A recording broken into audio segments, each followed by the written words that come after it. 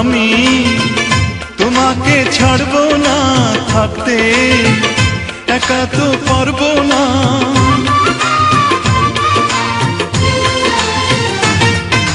না না ভেঙো না আমার মন, আমি তোমার খুব আপন জন। মিষ্টি মিষ্টি কথায় আমার একটু